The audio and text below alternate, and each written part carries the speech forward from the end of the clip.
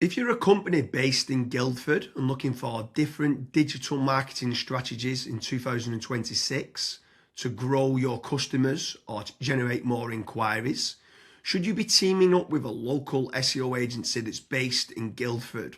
Should you be trying to team up with a PPC, which is a pay-per-click agency based in Guildford, or looking for a Guildford lead generation service specifically? All these are questions that we get asked quite a lot when people are looking for a return on investment.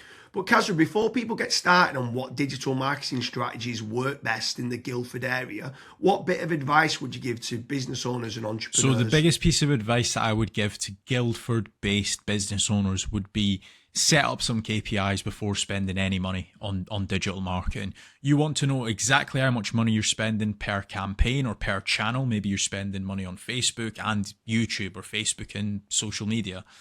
The next I would be taking a look at is how many leads have actually been generated. And from the leads that have actually been generated per channel, I want to know what have been the contact rates of those. Has it been the past 5 out of 10 inquiries, 2 out of 10 inquiries?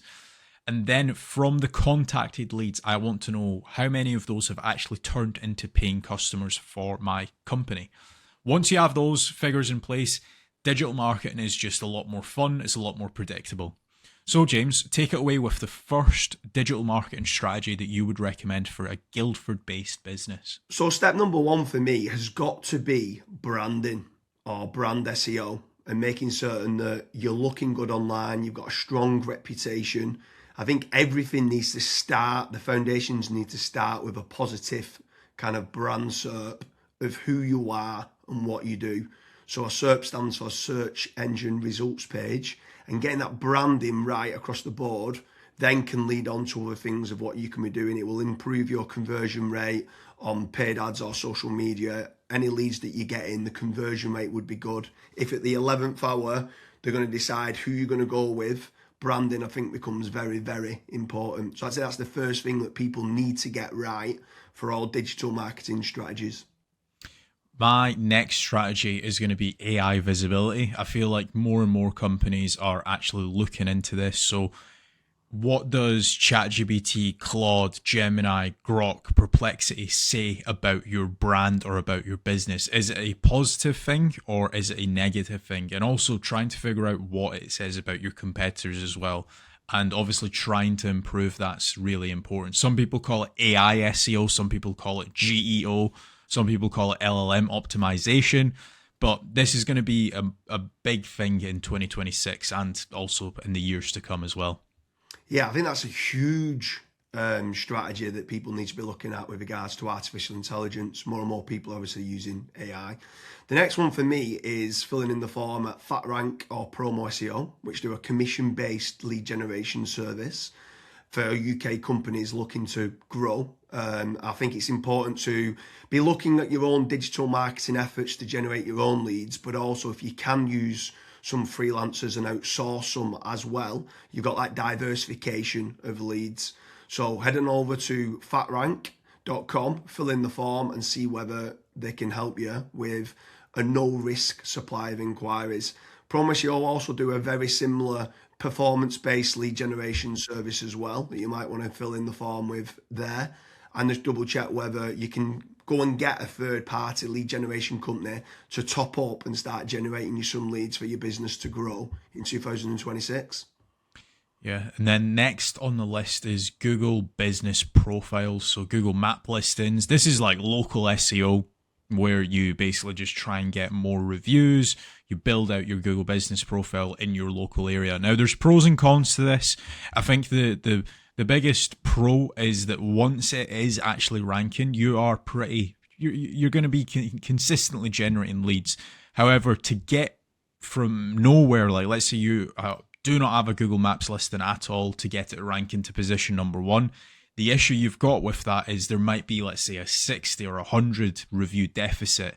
And to obviously get those reviews, you need leads. So it's one of those things. It's like the chicken and the egg. I for one just think it's good for personal branding or for branding of your company. So always try and get the Google Maps listing, but you should always know the pros and cons to it as well. Yeah, for certain. If you're in a local area, you want to try and get those local maps listing. For me, you need to be omni-channel and omnipresent. Yeah. I think the next part is SEO in general, so organic SEO. Can you be building up your website to try and get your website ranking better?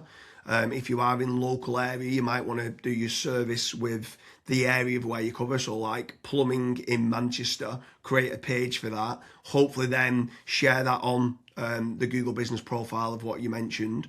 But trying to get organic rankings, the amount of search volume that people are out there searching for different services of what you do, or it could be some blog posts that you could be doing as well.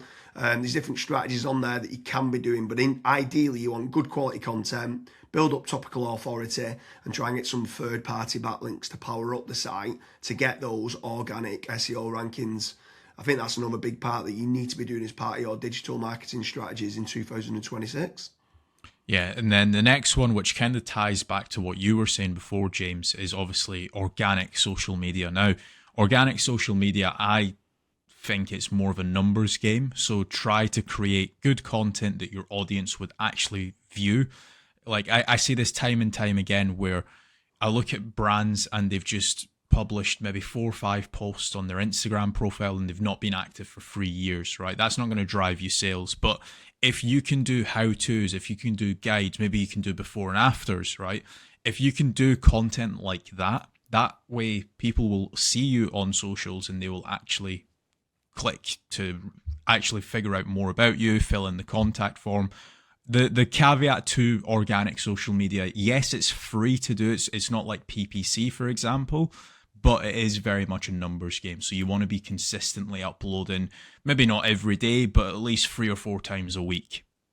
Yeah, for sure. On the subject of social media, paid social ads as well is massive.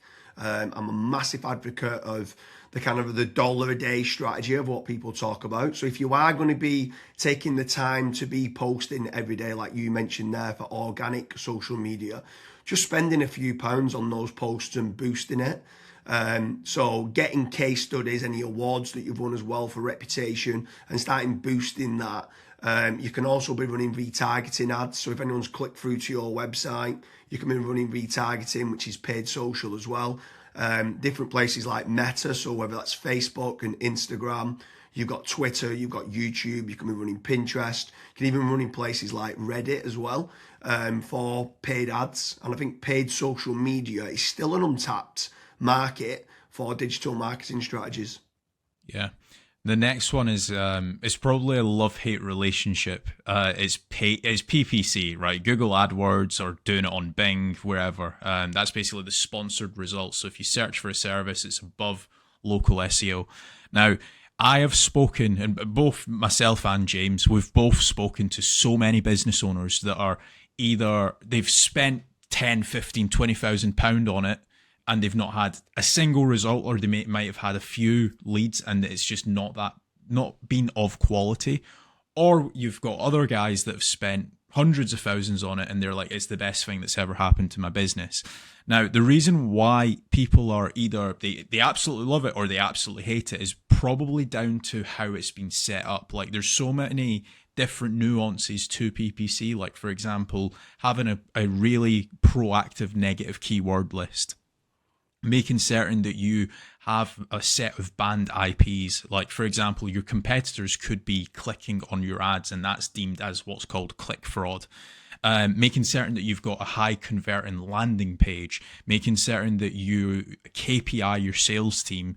So when a PPC lead comes in, that is one of the first priorities that they actually take when it comes to contacting the lead. There's all of these different nuances, and if you're not on the ball with PPC, it's probably not going to work for your business. However, if you've got a really good, well-refined sales team, you've got a really good landing page, you've got a well-kept, up-to-date negative keyword list, you are using click fraud software, at that point, it will actually probably perform well for you. But again, just know the pros and cons to PPC.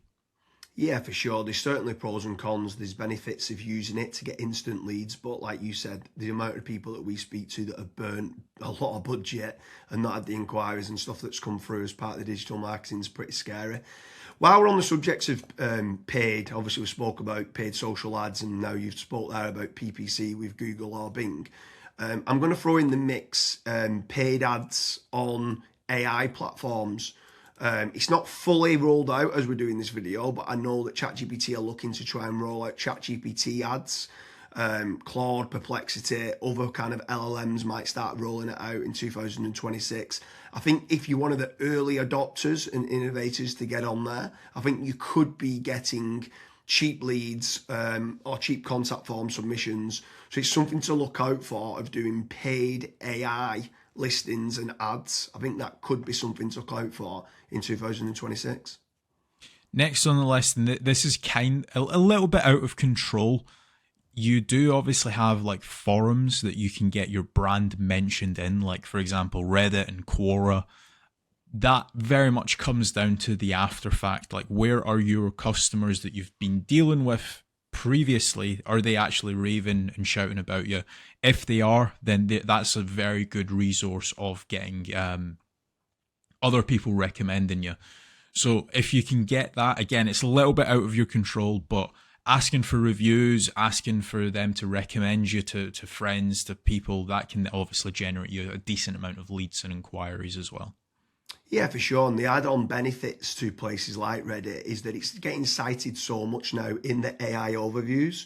So when you spoke there early on about AI visibility, if you can try to get a positive kind of lot of people talking about the products and services of what you do and some reviews on there, it's indirectly then going to help you, or directly actually is going to help you with AI visibility.